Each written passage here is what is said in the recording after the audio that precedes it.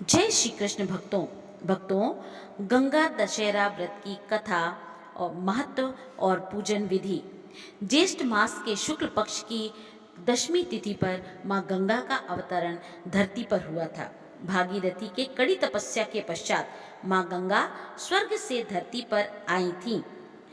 ज्येष्ठ मास के शुक्ल पक्ष की दशमी तिथि गंगा दशहरा के रूप में मनाई जाती है, क्योंकि इस दिन गंगा का धरती पर अवतरण हुआ था। सनातन धर्म में बेहद विशेष माना जाता है गंगा दशहरा। स्नान, दान, जप और तप से मिलती है पाप से मुक्ति। भगवान ब्रह्मा के कमंडल में विराजित मां गंगा का ऐसे हुआ था धरती पर अवतरण।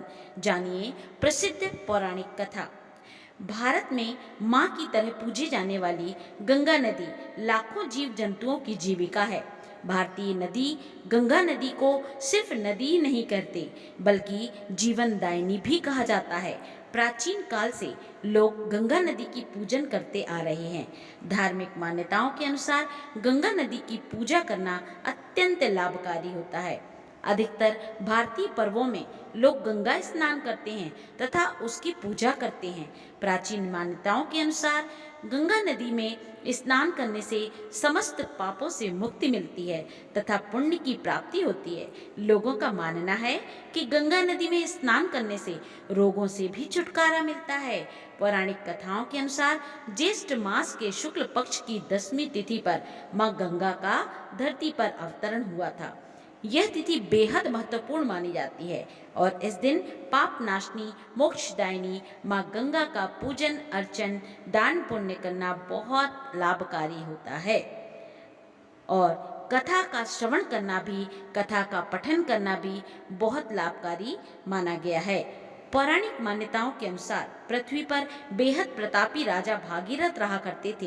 कहा जाता है उनके ऊपर अपने पूर्वजों को दोषों से मुक्त करवाने की एक बड़ी जिम्मेदारी थी।